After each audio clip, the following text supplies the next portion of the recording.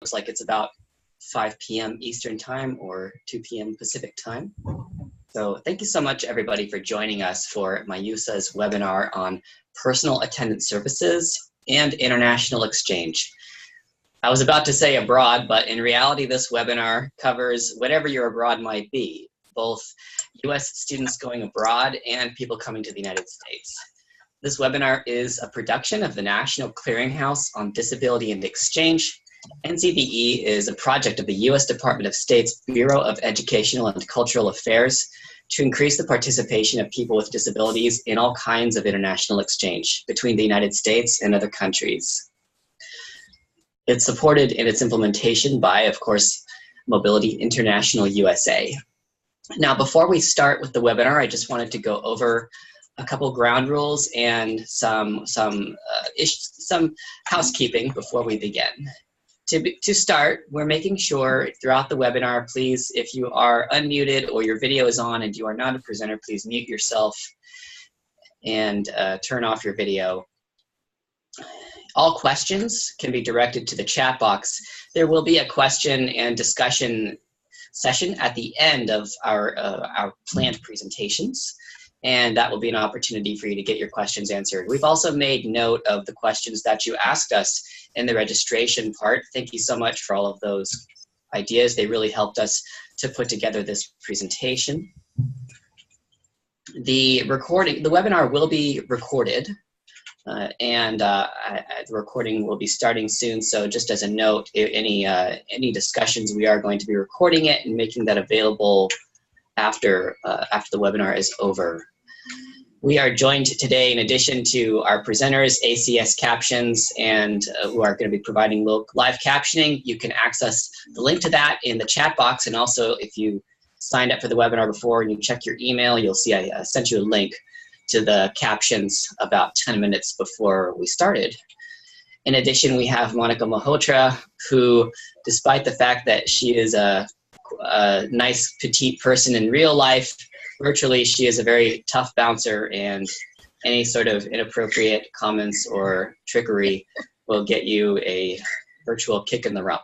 So everybody, that is how we will be keeping order. Thank you, Monica, for helping us with that. Monica will also be monitoring the chat box and making sure that we are keeping up with your questions and answering all of the things that you want to know. And with that, that is the sound of Monica chuckling. How could I not chuckle at that? Thanks, Justin. And with that, everybody, we're going to begin our amazing presentation. So first of all, I'd just like us to begin with some introductions. And so first of all, I'm going to have the other panelists go ahead of me, and then I'll kind of lead us in with a couple brief comments about personal attendant services. So just Abigail, why don't you first start by telling us briefly about yourself? Sure thing. My name is Abby Lehner. I currently work for CIEE, which is the Council on International Educational Exchange, and I work there as a communications coordinator. And actually, my journey with CIEE has really come full circle because they're the ones who is able to support me to actually study abroad. When I was in college, I went to Berlin, Germany for 2 months, and I was doing an internship there through CIEE's Global Internship Program. So then after I graduated, I applied for a job with CIEE, and now I work there full time. So they've been able to really help me in my passion for travel. I recently attended their annual conference in Barcelona this past November, where I was actually a presenter with MIUSA again. And MIUSA has been really great to be able to help support me on my journey to study abroad, because I've had millions and millions of questions. One of those being, how am I going to be able to bring a personal assistant with me abroad? So I'm just really glad to be able to present that information to our audience today and hopefully pass along my knowledge to you guys. Thank you, Abigail. And Sergio. Thank you, Justin. So my name is Sergio Telesnik. I'm from Argentina. I have a bachelor's in engineering, and then I came to the US to do my master's in aeronautics, which is something that I always loved. Now, ever since I decided to come to the US, of course, the big question was, how can I get to manage my physical disability that I have, because I have a spinal cord injury. a cervical spinal cord injury. So I do need some help during the day, just a little bit, but I do need it. So I definitely had to receive some sort of help. And just as Abby, I contact MUSA. I never know how to say it properly. I say it MUSA. You know, they helped me as well, but unfortunately there was a lot of information that was out of our knowledge. So a lot of the things that I've been living for the past year and a half that I'm going to tell you about are just things that I had to learn on the go. So I'm really happy to be here, and I'm really glad to be able to help. I hope I can help at least one person, and if it's more, even better. So you guys don't have to go through so much of the things that I had to. That would be a pleasure for me. So I'm glad to be here. Thank you so much, Sergio. Both Sergio and Abigail, we actually met them when they inquired with us through our free inquiry and referral service.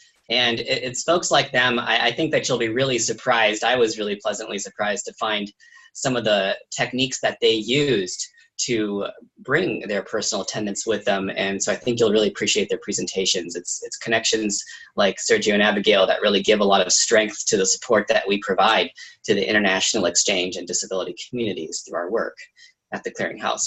Now, to start with, for the purposes of this webinar, we understand personal attendant or personal assistant services to be largely somebody who accompanies you almost full-time, and they're a paid employee, and they help provide personal care support during your time on the program. And of course, a lot of the people who use PCAs use them during and before and after study abroad as well. I think that there can be a lot of misconceptions about the ability of a person using a PCA to bring their PCA with them when they study abroad or when they volunteer or intern abroad, for that matter. And so I hope that these discussions will kind of help clarify some of those things, some of the tips and tricks that you can use. Now, just kind of as a side note, we do offer resources, which I'll also send to everybody at the end of the webinar on our website, in which we discuss techniques for bringing personal attendants with you on your international exchange. Outbound U.S. citizens typically can pay for services through their university. We also have heard of people who have paid for the PCA through vocational rehabilitation services. Abigail actually used something slightly different, which you'll hear in a bit. And students coming from other countries to the United States to study sometimes find it cheaper and more effective to just bring a trusted person with them from their home country. Although we have also in our time encountered travelers who have looked for hires in the United States. So I think I'll keep my presentation brief, and in fact, I'll end it right there. And I'm going to go ahead and open it up now to Sergio, who's going to open up our discussion with his presentation on how to bring a personal attendant to the United States, as how he did that as an international student. Sergio.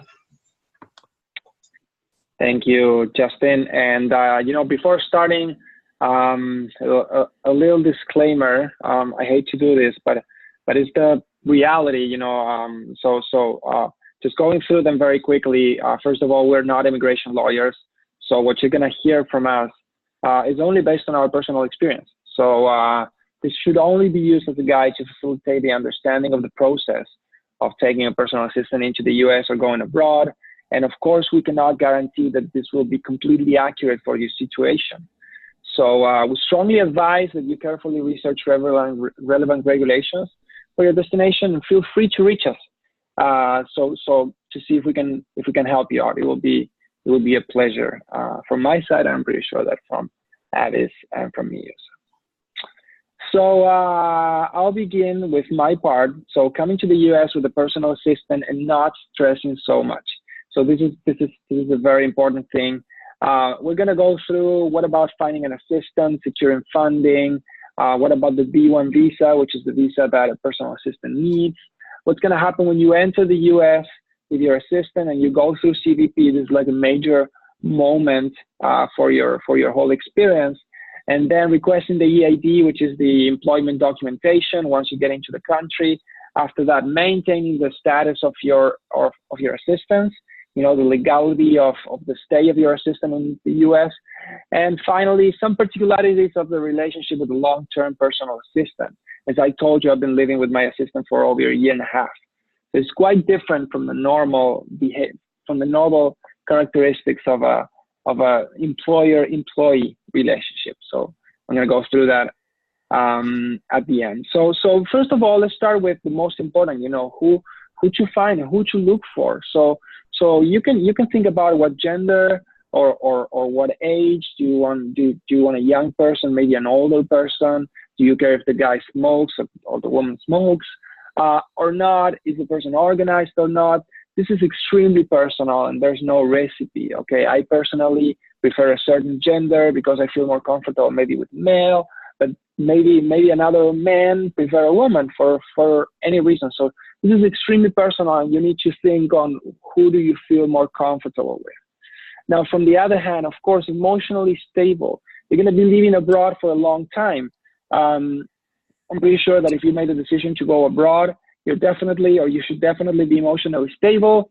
That doesn't mean that you won't have any emotional issues during the time, because you're abroad living on your own. But when you're interviewing people, try to inquire these kinds of things. How will the person feel about traveling? How will the person feel about living on their own? This is extremely important because that person is going to be living with you and for a long time.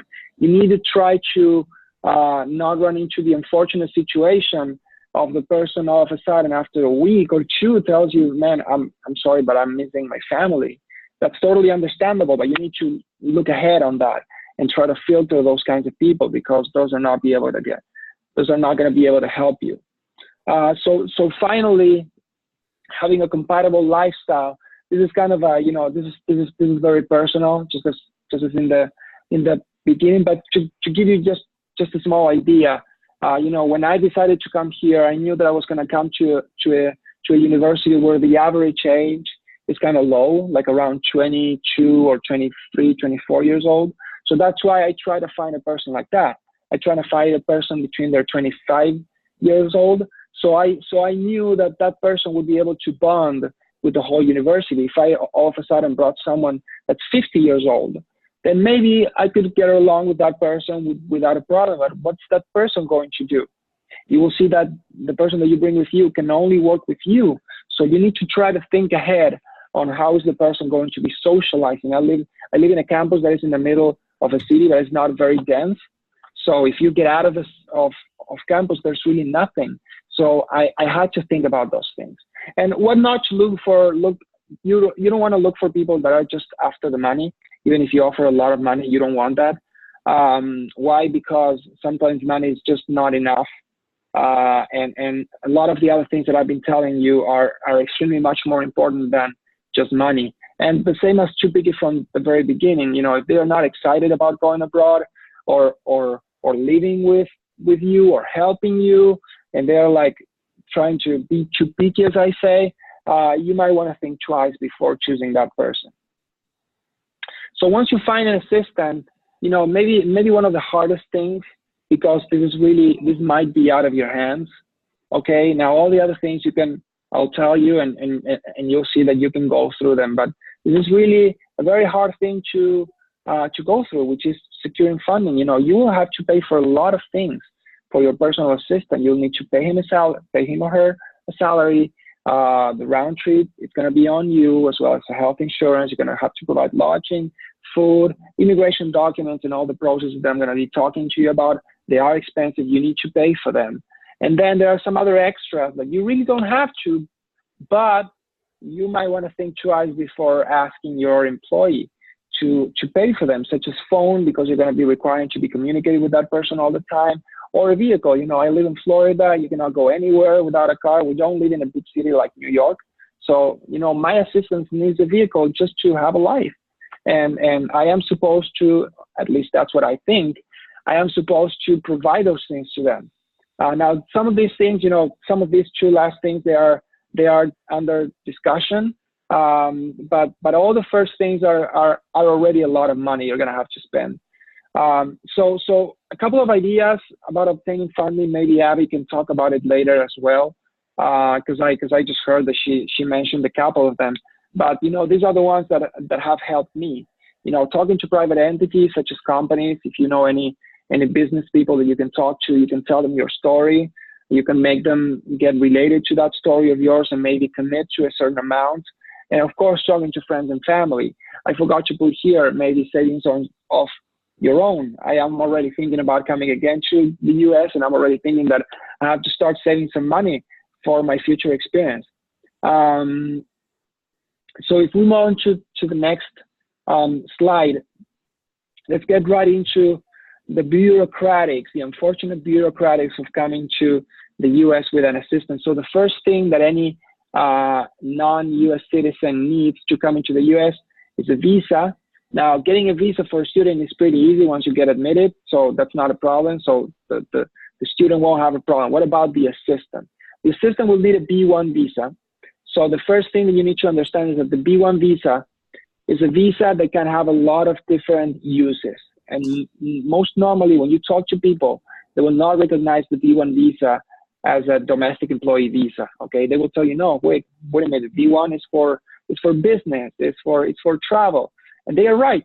But what they don't know is that it's also used for personal assistance. Okay, so as the slide says, personal or domestic employees who are accompanying or following to join an employer in the United States are eligible for B1 visas. The employer can be all of those statuses, which are different types of visa. In my case, I have a J visa. If you're a student, normally you have an F visa. So under any of those categories, you can make your employer apply for a B1 visa.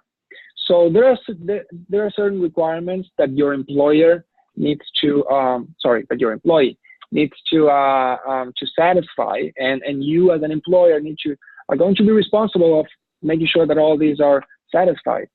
First of all, the employee has a residence abroad, which he or she has no intention of abandoning.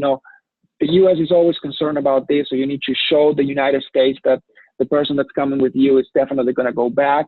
That's the first thing. Then you need to demonstrate that the person has at least 1 year of experience as a personal employee or domestic worker. For this, what you can is to provide just a piece of paper signed by just any person with any disability saying that he actually employed this person. Of course, it has to be true. Fortunately, the person that I work with, he actually did that for another person. And then the employee has to have been employed abroad for you to make sure that you get what you need. Sometimes the person might make a mistake or make you or upset you, and you need to be very smart on managing those kinds of emotions, because you need to always remember that this is a very particular situation. You're far away from your home, and you cannot just change a personal assistant from one moment to the other. Okay, maybe if you're in your own country and you have a company that provides a personal assistant, all of a sudden you don't like a certain attitude of an assistant, and you say, okay, I don't want to deal with this person, so I'm just going to talk to the company and say, hey, I don't want to see this person anymore. This is not a situation. Most likely you're not going to be able to do all these things. Okay, so you need to be very patient, be very tolerant, and try to work the situation. I sometimes say that it's like having like a girlfriend or a boyfriend, because quite honestly, you need to be extremely tolerant on that other person, because it's really a human being, and you cannot treat it as a piece of meat that is just there to help you out. So my advice is try to find a way, to enjoy your time together, and at the same time make sure that you receive the treatment, the help, the assistance that you need, but make sure that you do it in a very humane way, and not only for your sake, but for the sake of both. So I guess this is pretty much everything from my side. Justin, do you want to take back the lead, or maybe Abby? Thank you, Sergio. Yes, and with that, actually, I think we can just go straight right on to Abby's presentation. So Abby's going to talk about studying or interning abroad with a PCA. So take it away, Abby. Yes, absolutely. So a lot of what Sergio was saying is very similar to my personal situation as well, but at the same time, completely different also. So what I was doing when I went abroad was participating in an internship, which was 8 weeks long. And I was very fortunate to actually be traveling with 2 PCAs at separate times. So for the first 5 weeks of my internship, I was able to bring along one person with me. And I was, again, very lucky because this person had worked with me previously in the past. She was actually my roommate, and we were really good friends. So I was very fortunate to be able to already have an established work relationship with her while also knowing her as an individual. And the same with the second PCA that I brought with me as well. I'll get a little bit more into the personal relationship with them, but I kind of want to start by talking about what I'll be presenting on. So how I was able to bring a PA with me and for what purposes, how I kind of navigated trying to find funding, what our housing situation was like, meals and other accommodations, and again, how I was able to manage a lot of one-on-one time while also being able to communicate my personal needs and my expectations. And also, just to wrap everything up, I'll talk a little bit about what documentation I brought along and some general travel trips as a person who uses a wheelchair. If I didn't mention earlier in the presentation, I am a full-time wheelchair user. I have spinal muscular dystrophy, so my muscles are a lot weaker than normal, so I do require a lot of physical help, and that's why it was definitely a necessity to bring a personal care assistant with me during my 8-week internship in Berlin. So I was able to bring a personal care assistant with me because my program was for educational purposes. So currently, I'm a resident of New Hampshire here in the USA, and I'm able to use a home health care provider, and they're called Granite State Independent Living, and I'll refer to them as GSIL as the abbreviation for that. Basically, how that works in my current situation is that I'm allowed a certain amount of hours of care, and I'm able to hire my own kind of staff, direct my own care needs, and they're able to come in, help me out, and then ultimately they get paid by GSIL. And the funding for GSIL comes from Medicaid, which is my New Hampshire Medicaid insurance, and that basically provides funding for either the elderly or people with full-time permanent disabilities. So because I'm a person with a permanent disability, I am able to be covered under Medicaid and be able to be a user of GSIL's services. So, of course, it was a strange situation being able to approach GSIL and say, hey, I'm not going to be in the country for 2 months. Am I able to bring someone with me from your company? So it was a lot of working together to be able to come up with a specific contract that allowed me to say, yes, I can bring this person with me abroad for this amount of time, which was a bit complicated, but I was fortunate enough to work with GSIL and have them come to a contract agreement that allowed me to bring my PCA with me and be able to have her still get paid. When it comes to finding funding for other accommodations, I was again very fortunate because I applied to CIEE as a program provider. So they're the ones who is able to set up housing accommodations for me in Berlin. They have a campus on their site, so I was able to stay there. They were also able to help pay for my PCA's flight. And that was a really, really great surprise because I think that CIEE does an amazing job of accommodating for people who have disabilities needs. So they were able to cover the cost of the flight for my personal care assistants to come with me. That was really amazing as well. But of course, there were some costs that were a little up in the air that I knew I would have to either pay out of pocket or at least approach my personal care assistant and say, hey, how are we going to pay for these kind of things? So other costs to worry about was transportation. We were lucky enough to be in Berlin, Germany. It's a big city and there's lots of public transportation, but each of us were responsible for purchasing our own public transportation pass. Now it's about 80 euros a month, and we were there for 2 months. So it is a little expensive, but affordable for what we were expecting. Also, a thing that we had to consider was meals, travel insurance, and these are all things that me and my PCA were able to discuss and establish. Yes, we can pay for this individually, or also we can share this kind of stuff. So for meals, sometimes we would go together, go to like a grocery store or something and agree to cook together. Sometimes we'd go out to dinner, but ultimately it was just really open communication between me and my PCA. But that's also because we were previously friends, so there is a lot of mutual understanding there. And I'm sure that Sergio's advice earlier is really important for someone perhaps that you're not initially friends with, and how you kind of navigate those different expenses. And one thing to help with expenses, I would say, is scholarships. So when I was traveling abroad, I was definitely applying for different scholarships to make sure that I would have funding for myself, but also try to get some funding for my PCA as well, because I knew that there was going to be cost for both of us to be able to travel. I wanted to make sure that I was taken care of personally, but also take into consideration that, yes, I need to make sure that my personal care attendant is fully funded, that they're not spending money, because ultimately they're going on this experience, yes, as my friend, but also as a person who's working. That's their job and that's their main source of income. So it's a really unique balance to be able to respect, yes, this is how they're making their money, so don't expect them to spend money elsewhere. So then moving on to my next slide, I'll talk a little bit about what the process was like when I was in Berlin. So I was there for 2 months, and like I said earlier, I had one PCA for 5 weeks and one PCA for 3 weeks. And this was a unique situation because I was there doing an internship. So I would go into work a full 8-hour day. I worked 10 a.m. to 6 p.m.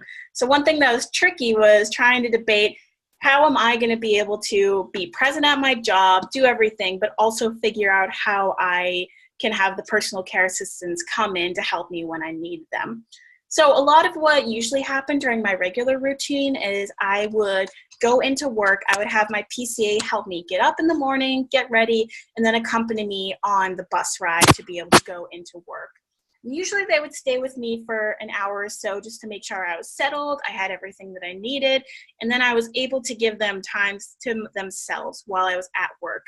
So if I was at work for like an 8-hour day, I would have them stick with me for the first hour, then maybe they could go off, do their own thing for 3 hours. They would come back, meet me for lunch, they would help me use the bathroom, whatever else I needed, and then they would go off for the rest of the day and then come back at the end of the work day.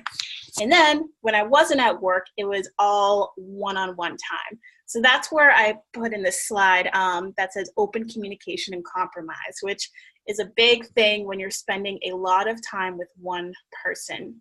So of course, I said earlier that I was able to travel with one of my friends. And yes, that can sometimes be great, but it can sometimes be really difficult when you're trying to maintain an employer-employee relationship, because I was trying to take into account what I needed as an individual, what I needed help with, what I expected, what I wanted to do. And of course, this is a completely, my friend is herself. She's a human being who has her own wants and needs. And sometimes those kind of things can be difficult or different from what you're expecting.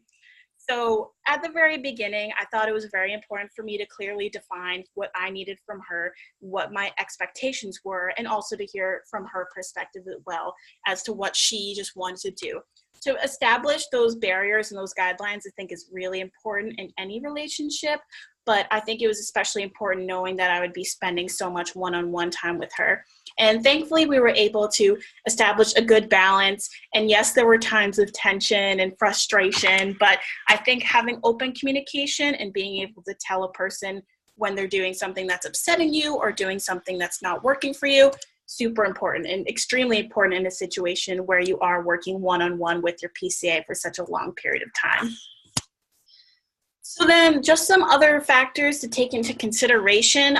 When I went abroad, I was highly encouraged to bring proof of purpose. So I had to make sure I printed out a document from CIEE saying, yes, I am going to be participating in this internship for this long.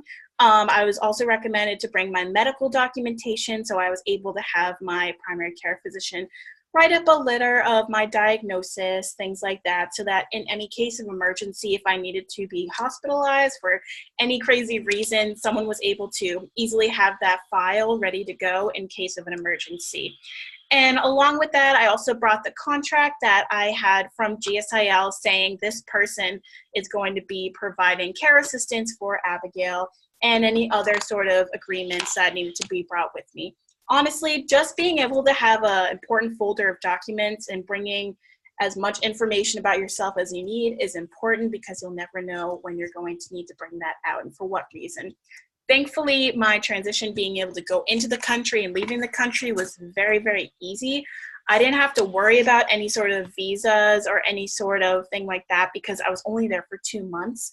And my PCAs, again, were only there for 5 weeks and 3 weeks. So both of them were easily able to come in and out of the country, which is really great. So I can't offer a lot of advice on that, but I think that I was really fortunate to pick an internship program that worked so well with those kind of things. And other just general travel tips. Again, one thing we had to take into consideration was a phone plan. We communicated a lot through phones. So a lot of texting, a lot of calling, because during the workday, if I needed something unexpectedly, I would have to call my personal care assistant, or if we decided to like go and explore different parts of the city, we would need to be in constant communication. So I highly recommend making sure that you get your phone plan situated and taken care of. I have AT&T, and they allowed me to do like a 90-day international program, which is super helpful. Same with my friend. I think that one of my PCAs had T-Mobile, and they were able to use their phone abroad, which was great. But using your phone abroad was huge for me, so I definitely recommend checking that out and using that as a form of communication with your PCA. Also, another thing to keep in mind is your bank information. So one thing that I learned with my banking is to always alert your bank when you're going to be traveling abroad, because the last thing that you want to happen is to be spending money abroad and your account freezes because the bank thinks there's some sort of fraud, you're in another country. So sort out your banking information, and also look into bank partners. I know that I have Bank of America, and they're actually partnered with Deutsche Bank. So I was able to easily go there whenever I needed to withdraw money. I was never really in a situation where I needed to deposit money since I wasn't working for money. I was there for an educational purpose. But they were great to be able to work with, and just be aware of your financial needs along with your PCA's financial needs as well. Another thing, transportation accessibility. I think this goes for any person with a disability trying to navigate a new place. You really never know what you're going to get yourself into, and there are a lot of weird situations where things weren't accessible, and there is some frustration, and you and your PCA would be stranded at a train station and have strangers carry you up and down stairs. And yes, that happened to me on multiple occasions. And you have to accept that you're not always going to be fully prepared for those situations, but as much as you want to prepare yourself, go for it. Half the experience and the fun of it is going into those experiences and dealing with them and learning from them. So as much as you want to prepare for whatever place you're going, there's a lot of online resources through MyUSA and through the internet that you can find more information about the accessibility of the place you're going. One other thing, I was traveling to Berlin, and thankfully I know some German. My German is not fluent in any way. So before going to Germany, I actually made a specific disability focused vocabulary list for myself to learn. So I learned the words for elevator, a ramp, for stairs, for personal care assistant. And one, it was really fun for me to be able to learn that because it improved my communication. And I found myself in many situations talking to native German speakers, and knowing that they were understanding and respecting me speaking in their language was really awesome. And it was really important because there was a lot of situations where I needed to know those words to be able to navigate and get around and be able to advocate for my needs. And the last bullet point I have here is just having a backup emergency plan. Again, as a person with a disability, you are sometimes in vulnerable situations, but really for anyone, it's really important to have some sort of backup plan in case something goes wrong. Whether it's having a friend abroad or talking to your university or your employer, it's always good just to establish some sort of emergency plan in case of health reasons, in case of any reasons you need to go back to your country. Just make sure that you have a backup plan for yourself and also for your PA. And this goes for saying, if anything were to happen to your PCA, while you're abroad, think of how you would have to advocate and help yourself if something happened to them. I was, again, very lucky. My whole situation was very easy to figure out, and so smooth. Well, not easy to figure out, but it was a smooth transition to be able to go abroad, and everything went very well. Thankfully, no one got hurt. There was no tragic complications. There was a lot of research that I had to do and a lot of self-advocating that I had to do to be able to make this happen. But honestly, going abroad and being able to bring my PCAs and my friend with me was one of the best experiences. So all the hard work that goes into it, I would say, is totally worth it. And me, Sergio, and Justin, and everyone else at my USA is always happy to provide you some more information if you need it. Thank you, Abigail. And with that, folks, we are almost about 10 minutes left of the webinar. This is the section of the webinar where you can ask questions. So if you have a question, feel free to post it in the chat box and we will try to get to it as fast as we can. Abigail, I wonder if you could offer a comment about, for somebody in the US looking to figure out how are they going to pay for a PCA abroad, it seems like there can be a lot of variation across state lines about the different kinds of rules that each agency follows depending on the state that you live in. And I wonder if you could maybe offer some of the listeners a suggestion or two on where they might start doing that research that you described to figure out what their options are. Sure, absolutely. Yeah, like I was saying, for me, my process was interesting because I already had a agency that had someone employed and hired and ready to go as long as it was agreed that they wanted to go with me. So I think one thing that you definitely have to take into consideration is, again, who you want to bring with you, whether that's someone you already know or if you're going to be able to hire someone. That's definitely something that needs to be established in the very beginning, because there needs to be mutual agreement and expectations of where you're going abroad, for how long, and things like that. As far as funding goes, I don't know how much I can really offer up about this, because in my life, I'm still trying to figure out other ways of getting funding for those kind of things. But I know earlier you had mentioned that Voc Rehab is able to sometimes help people. I use vocational rehabilitation services here in New Hampshire as well. I use them to actually get my car modified so I can now drive, but I'm sure that they are able to help with educational purposes.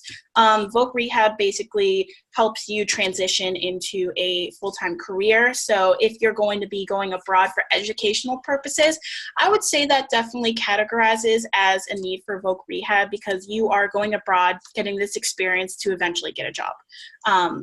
So I'd say Voc Rehab, depending on your state where you are in the US, is definitely one thing that is a good resource to use. And again, I know that Sergio mentioned like friends and family, some sort of GoFundMe, like those things sometimes can be hard to ask of people, but you know, if it's something you're really passionate about and you want to make happen, you have to really take any means necessary to be able to fulfill that. And like I mentioned earlier too, I think scholarships are a great place to look for funding as well. Again, I'm not sure if that can necessarily be applied to PA services, but there are so many educational facilities out there that are trying to encourage people to go abroad, and especially people who have disabilities to go abroad. So I think there's a lot of support out there. It's just a matter of finding the right thing that can suit your needs. Thank you, Abigail. Lots of really great tips, and we do discuss tips for funding, fundraising. We also have a couple articles on our website about vocational rehabilitation services, in which we discuss the circumstances under which they'll cover the costs of a PCA while abroad. Something we might add as well is a PCA is a lot less money than an ASL interpreter or captioner, and some food for thought if all these other options fall through is that the fact that, you know, if some universities have covered the costs of an ASL interpreter, and a PCA might just be something in that category that a student has to have that they don't, and that they would need extra support for because they don't have the same funding sources abroad as they do at home. So we got a question in the chat box, I believe. Monica, could you read it? Yep. Justin, I think this one would be good for you. It says, for need-based federal scholarships, which require cost of attendance information, such as the Gilman. Are you able to include the cost associated with having a PAS in that cost?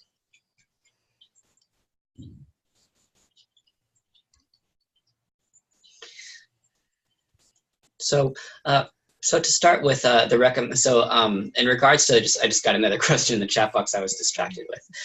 So the question here about need-based funding and on the Gilman Award, Monica, have we met somebody who's used the Gilman funding directly for that? I can't think of any examples right now, but it seems to me like if you report that as a cost, like the Gilman Award has a mission to support people with disabilities and people from other diverse backgrounds to study abroad. And they particularly look for people from underrepresented backgrounds, including those with disabilities. And part of that is to help you with disability-related costs. So, I mean, I think for me, if I was applying for a Gilman, that's definitely something that I would bring up as relating to my financial need. And the question about visas is, yeah, generally what we find is that PCAs go on tourist visas. That tends to be like, for example, Sergio described the B1 visa for domestic workers. The B1 visa is under the category of visitor visas, which is also the same classification as the tourist visa. And you know, as he also pointed out too, sometimes you can negotiate extra time, which is something valuable to note. Even I thought that was a really great part of Sergio's presentation. Thank you, Sergio, for that. Monica, did you have anything to add about that, or Abigail or Sergio?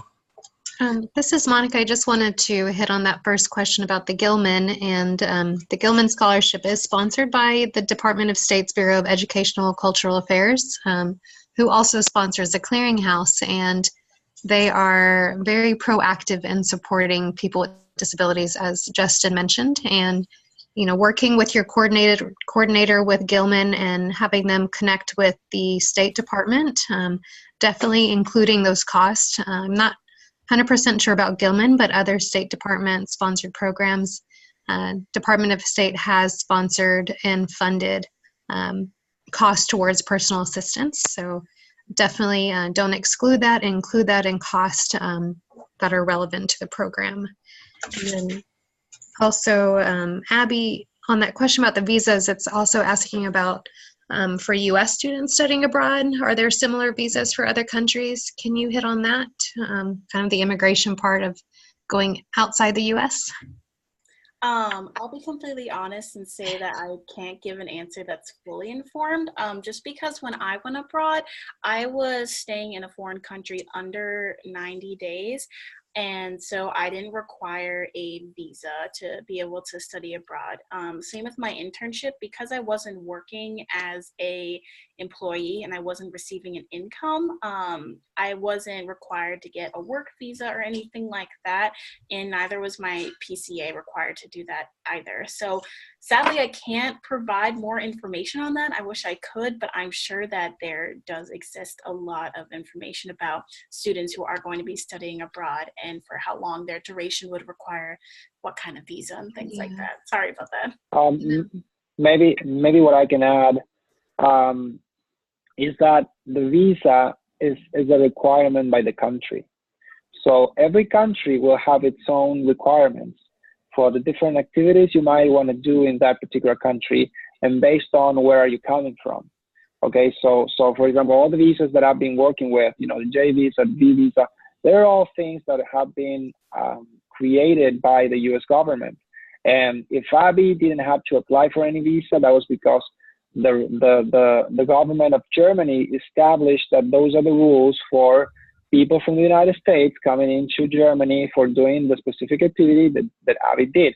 Now, if she would have went to maybe France or whatever other country in the world, she would have been subject to the rules and laws of those countries. So the baseline is whatever the country you're flying to is, just get online and check what are the rules and the specifications for that particular country. You might be lucky and there are no regulations based on your activity, or you might have to go through a certain process.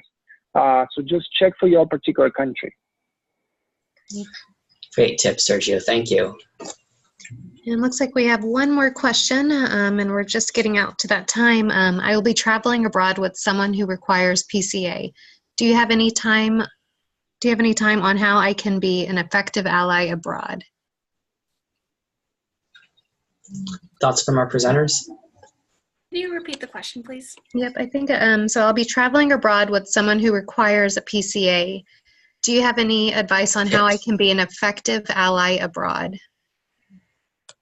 I would say, you know, just being an ally, it also compares to just being a friend. So I think just, you know, being respectful as that person, as an individual is really important. If you're comfortable ever offering help to, you know, assist that person, that's great. But also, if you just want to be an ally, you know, it's as simple as asking, hey, do you want to like go out and get a coffee or go get lunch or something like that? And just letting that person know that you are there to be a friend, be an ally, and also just tell them if you're ever in a situation where you need help that you're there for them. That's kind of my opinion. Yeah, if I can add something else, is that try to, you know, always remember that you as a PCA, whatever happens to the person that you are assisting, whatever that person does, is in part thanks to you. You should really feel proud of all the things that that person that is being assisted is actually achieving, because it's in part thanks to you. So one of the best things that you can do is actually try to put yourself in the other person's shoes and make sure that that person has everything that person needs in order to achieve those goals that person has set for that period of time, and try to feel part of those achievements, because you actually are. Of course, always give yourself for all the things that you need. But at the same time, try to really feel part of whatever that person does, because you're definitely part of it. At least that's the way that I feel, and I can see Abby's face, and I'm sure that she thinks the same. You know, we are extremely thankful of our PCAs, and we really feel that they are part of this thing that we're doing. Yep. Thank you, everybody. Great questions. Bill, we saw your questions about the PCA, your student coming from Mexico. That's really exciting. We'll get to you after the webinar. The time is now 6:02 p.m. Eastern Time, 3:02 Pacific Time. So in respect of everybody's time and our captioners, I'm going to bring the webinar to a close. Thank you, everybody, our presenters, ACS, Monica, who helped me out a little bit, everybody here, Abby, who worked the slides. Thank you so much, everybody. There will be a transcript of the webinar available after the presentation. Also keep an eye out for a follow-up email in which we will include some useful resources to check on, as well as a satisfaction survey so that we can keep on working to get better. Thank you, everybody. Have a great rest of your week. Bye-bye.